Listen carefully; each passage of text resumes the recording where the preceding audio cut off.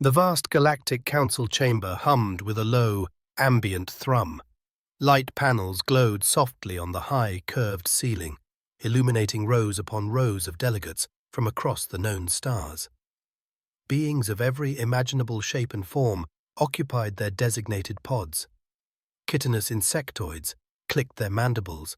Gelatinous blobs shimmered.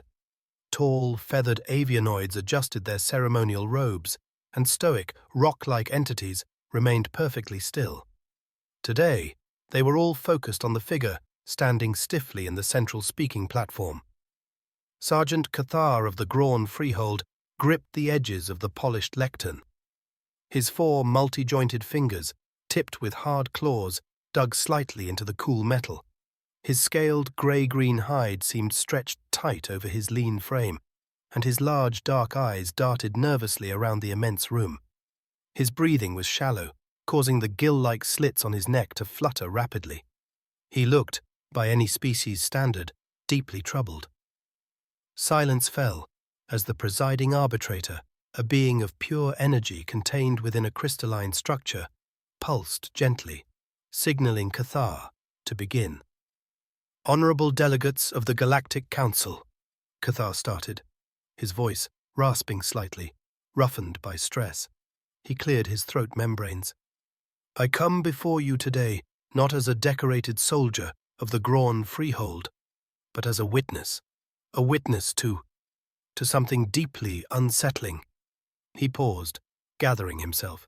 Whispers rustled through the assembly like dry leaves skittering across pavement.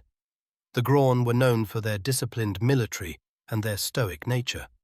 For one of their soldiers to appear so shaken was unusual, to say the least. "My patrol cruiser was on a standard deep space reconnaissance mission near the edge of Sector 7G, charting previously unexplored systems," Cathar continued, his gaze fixed on a point somewhere in the middle distance, as if replaying the events in his mind. "We detected unusual energy signatures emanating from the third planet of a yellow dwarf star, a world catalogued only by a primitive designation, Earth." He pronounced the name Earth as if it tasted foul. Planetary scans indicated a nitrogen-oxygen atmosphere, liquid water, and a burgeoning technological civilization. Class 3 development, pre-warp capabilities. Standard procedure dictated passive observation only. We cloaked our vessel and established a high orbit position. Cathar's knuckles whitened on the lectern. "Our initial scans focused on a large energy spike originating from a massive structure on one of the planet's major landmasses. What we observed there, it chills me to my core plates." A low murmur rippled through the delegates again. Species leaned forward in their pods, antennae twitching, optical sensors focusing intently.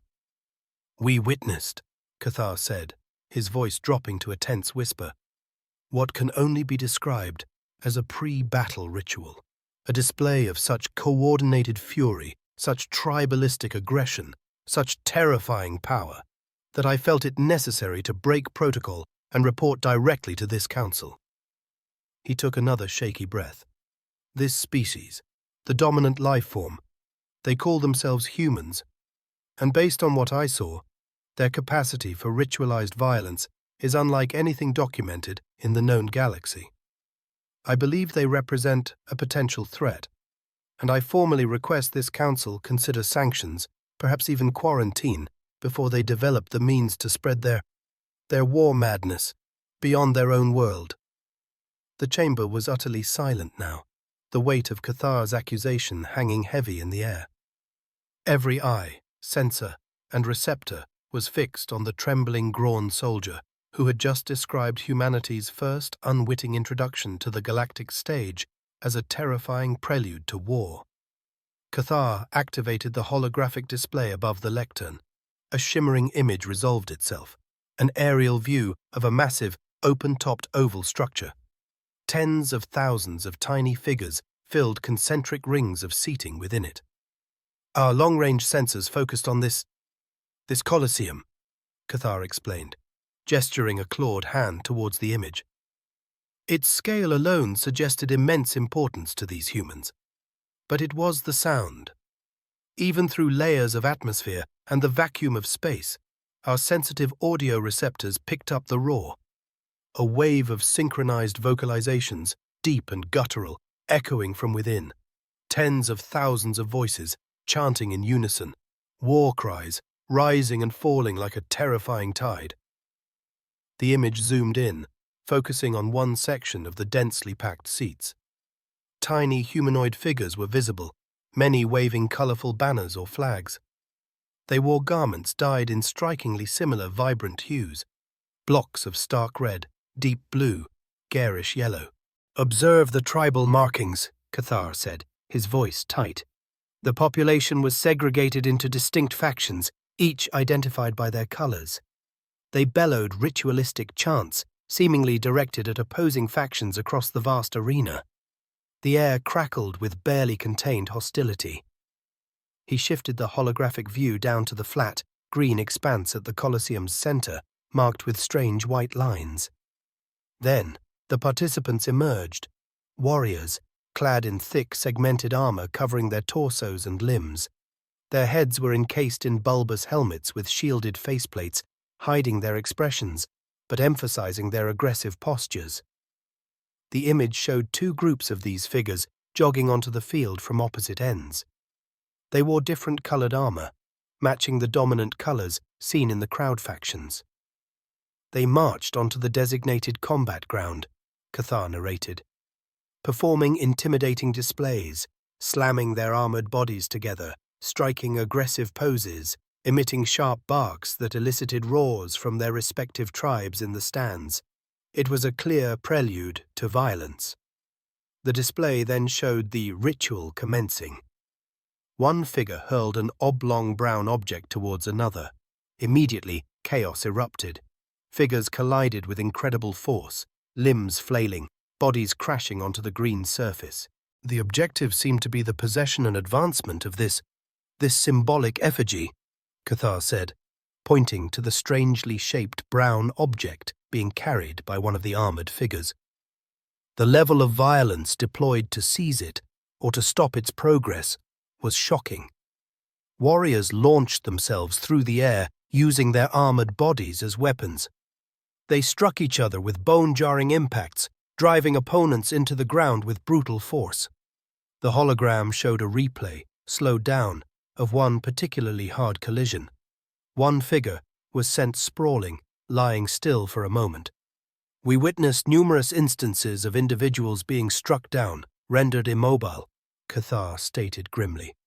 Their comrades showed no hesitation, continuing the struggle with relentless ferocity around their fallen brethren, and the crowd roared with approval at these displays of dominance.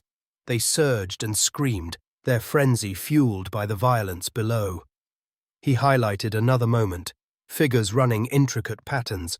The oblong object passed between them, followed by more violent clashes. There was strategy, yes, but it was the strategy of the battlefield. Flanking maneuvers, brute force assaults, deceptive plays designed to outwit and overpower the enemy. Then, the image showed smaller, unarmored figures rushing onto the field towards a fallen warrior. They carried containers and instruments. "Most disturbing," Cathar whispered, his voice trembling slightly, "was the treatment of the severely wounded. These attendants would rush onto the combat ground, attend to the fallen warrior briefly, and then often haul the body away. Sometimes, miraculously, the injured warrior would even rise and rejoin the fray later, seemingly energized by the ritualistic attention. Were they patching them up only to prolong the spectacle? Were these temporary revivals part of the ritual, demonstrating their defiance of death itself? He shut off the hologram, the image dissolving, leaving only the troubled face of the Grawn soldier illuminated in the chamber's soft light. "We observed this event for over 3 of their planetary rotations. 3 hours, they call them. A relentless cycle of simulated combat, tribalistic fervor, and terrifying resilience. The sheer scale of the energy, the noise, the aggression, it was overwhelming." Cathar looked around at the assembled delegates, his eyes pleading for understanding. "Honorable members of the council, I am a soldier. I have seen battle. I have witnessed Grawn warriors meet honorable ends. But this was different. This was not war as we understand it. It was ecstatic violence. A celebration of conflict itself, performed on a massive scale, cheered by legions. What kind of species finds entertainment in such a brutal spectacle? What happens when such a species turns this energy, this inherent aggression, outwards towards the stars?" He lowered his head. "I fear for the peace of this galaxy, if humanity is allowed to progress unchecked. Their rituals speak of a deep-seated, almost joyful embrace of violence that we cannot ignore." The silence that followed Sergeant Cathar's final words was thick with tension. Across the chamber, delegates reacted according to their species' customs. The chitinous shichishi clicked their mandibles rapidly, a sign of agitation. The normally placid Floam delegation, amorphous beings contained in shimmering fields, shifted their colors rapidly from calm blues to worried purples. Even the stoic silicates, represented by unmoving crystalline forms, seemed to emanate a faint vibrational hum of concern. "Disturbing," intoned a deep voice from the avianoid section. Elder Plix, his iridescent feathers ruffled, leaned towards his microphone. "Such ritualized aggression on that scale, it implies a societal acceptance, even reverence, for conflict." "Indeed," countered a high-frequency transmission from the Cygnian pod, beings who communicated via modulated radio waves. A representative from the cautious Fentari collective, a small furry biped known for their risk aversion, spoke nervously. "Quarantine seems prudent. If their entertainment involves such visceral displays, imagine their approach to actual warfare. We must contain them until further study." But not all were convinced of immediate danger. "Hold!" resonated the calm, telepathic voice of the Lorian delegate, a being resembling a slender tree. "Observation is limited. Interpretation is subjective. The Grawn perspective is valid, but perhaps incomplete. We must not rush to judgment based on one filtered account." "Incomplete," Cathar sputtered, looking offended. "Did you not see the evidence? The armored combatants, the roaring masses, the blatant tribalism?" It was amidst this rising tide of concern and debate that the presiding arbitrator turned the council's attention to another figure who had remained silent throughout the testimony. "Ambassador Eva Rostova of Earth," the arbitrator pulsed, its light focusing on the human representative's pod. "Your species stands accused of displaying threatening pre-belligerence rituals. The council awaits your response." Ambassador Rostova, a woman with dark hair neatly tied back and wearing simple but formal attire, leaned slightly forward. Compared to the diverse alien forms surrounding her, she looked remarkably plain, yet her composure was absolute. Throughout Cathar's harrowing account, her expression had shifted subtly, from mild curiosity to faint confusion, and perhaps, just perhaps, a flicker of something that might have been suppressed amusement around her eyes, quickly masked by diplomatic neutrality. She offered Sergeant Cathar a brief, polite nod. "Honorable delegates, presiding arbitrator, Sergeant Cathar," she began, her voice calm and clear, carrying easily through the chamber's amplification system. "I thank the sergeant for his vivid account, and I understand the concerns raised by his interpretation of events." She paused, letting the weight of the situation settle. "However, I believe there has been a profound misunderstanding of context. What Sergeant Cathar witnessed was not preparation for war, nor a ritual of violence." She looked directly at Cathar, her expression earnest. "Sergeant, may I request access to the full sensor logs and visual recordings you obtained? I believe a direct look at the unedited data alongside a proper cultural explanation will clarify matters significantly." Her calm demeanor and straightforward request seemed to slightly deflate the rising panic. Cathar hesitated for only a moment, then gave a curt nod to his support staff, authorizing the data transfer. The council waited, intrigued and apprehensive, for the human explanation. A data stream indicator pulsed steadily on Ambassador Rostova's console. She watched as Sergeant Cathar's sensor logs and visual recordings loaded. Tactical overlays, atmospheric filters, audio spectrum analysis, and finally, the raw visual feed Cathar had narrated. As the grainy, long-distance footage of the stadium played, a small smile touched the corners of her lips before she quickly regained her diplomatic composure. She focused the main holographic display, enlarging the image Cathar had shown earlier.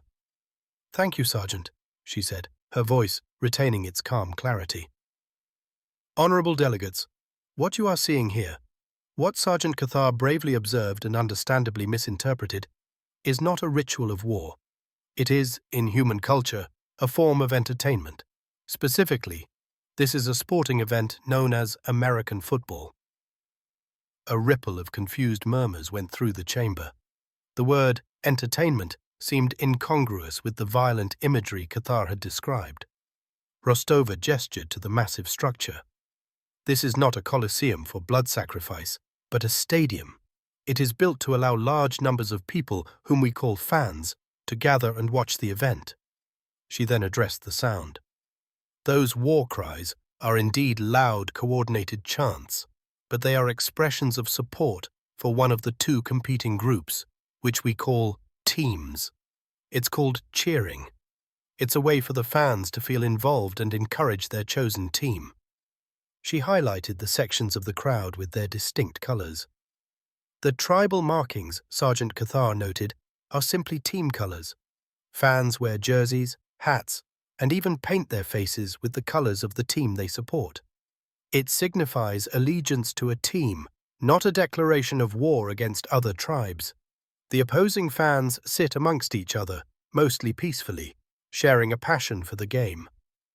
Next, she focused the image on the figures on the field. These are not warriors in the sense you understand. They are players or athletes. The heavy armor is crucial protective gear, helmets, padding for shoulders, hips, knees. The game involves significant physical contact, and this equipment is designed specifically to prevent serious injury, not to inflict it. She replayed a sequence showing a hard tackle. The brutal combat Cathar described is governed by a very complex set of rules. There are referees on the field, other humans in striped shirts, whose job is to enforce these rules. Actions intended to deliberately injure are penalized heavily. What you see as unrestrained violence is actually highly controlled, strategic physical exertion within strict boundaries. It requires immense skill, speed, and strength. Rostova then pointed to the oblong object being carried. "This is not a symbolic effigy fought over for ritualistic purposes. It's simply the ball.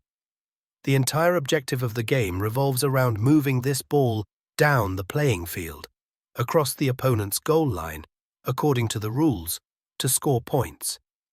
She addressed Cathar's disturbing interpretation of the medical attention. "And the attendants rushing onto the field are medical staff, doctors and trainers. When a player is injured, perhaps a twisted ankle, a bruised muscle, sometimes, unfortunately, something more serious like a concussion or broken bone, they are there immediately to provide aid. They are healing, not performing rituals. Sometimes players can recover quickly from minor issues and return to the game. Other times, they are carefully removed for more extensive treatment. We value our athletes. We don't sacrifice them." She paused, letting the information sink in. "Think of it, perhaps," she offered, searching for a relatable concept, "like highly energetic, physically demanding play. Like young Grawn, sparring perhaps, testing their strength and reflexes, but with no intent to cause lasting harm. Humans have many such sports. Football, soccer, rugby, hockey. Many involve teams, rules, physical contact, and passionate fans. They are outlets for competition, teamwork, physical excellence, and yes, tribal-like loyalty to a team. But it's all simulated conflict. It's a game. Rostova looked around the chamber, meeting the gazes of various delegates. The intensity Sergeant Cathar witnessed is real. Humans can be very passionate about their sports. The noise, the colors, the simulated struggle. It engages us deeply. But it is not war. It is not hatred. It is entertainment, community bonding, and a celebration of physical prowess, contained entirely within the rules of the game. She turned back to Cathar. Sergeant, I understand how alien and perhaps alarming this must have appeared without context. I hope this explanation clarifies the peaceful, if somewhat boisterous, nature of the event you witnessed. Sergeant Cathar stood frozen, his large eyes blinking slowly as Ambassador Rostova finished her explanation. He stared at the holographic display, which still showed the chaotic, vibrant scene of the football game. But now, filtered through the human's words, the context shifted dramatically. The war cries became cheering, the armored combat became regulated play, the tribal markings were just team spirit. He mentally replayed his own fearful observations, the roaring crowd, the forceful impacts, the medical teams. Each element now clicked into place with Rostova's description. The miraculous recoveries weren't ritualistic resilience, but simply athletes shaking off minor impacts or receiving quick treatment for strains. The intensity wasn't bloodlust. It was passion. For a game. A slow flush crept up Cathar's neck ridges, the groin equivalent of a blush. He felt a profound sense of embarrassment mixed with immense relief. He hadn't witnessed the prelude to galactic war. He'd stumbled upon humanity's equivalent of a very loud, very physical local tournament. Around the chamber, a collective sigh seemed to pass through the delegates.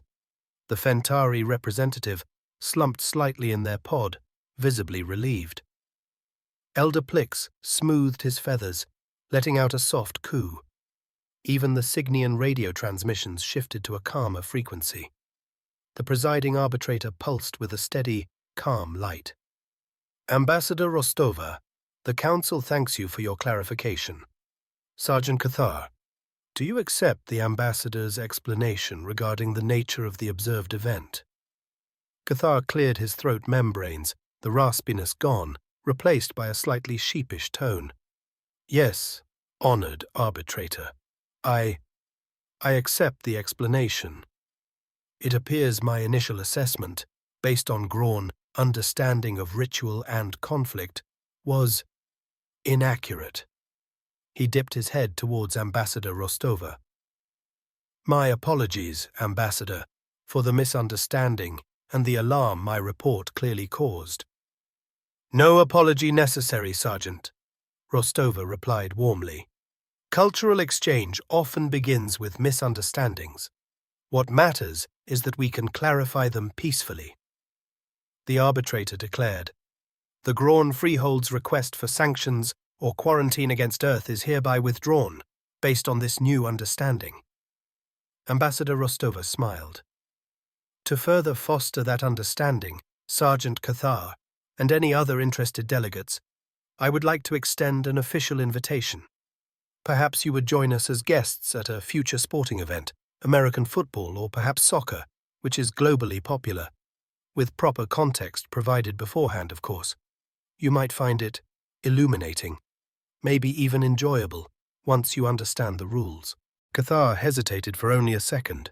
The thought of willingly returning to that overwhelming sensory environment, even with context, was still slightly daunting. But it was also an opportunity, a necessary step. Ambassador, he said, straightening up, on behalf of the Graun Freehold, I tentatively accept your invitation. Understanding must begin somewhere.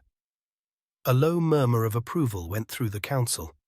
The tension had broken, replaced by curiosity and a sense of peaceful resolution. Humanity's introduction to the galaxy had been jarring, certainly, but ultimately harmless. Though perhaps, some delegates privately thought, any species that considered that level of chaotic energy mere entertainment still bore watching. just in case.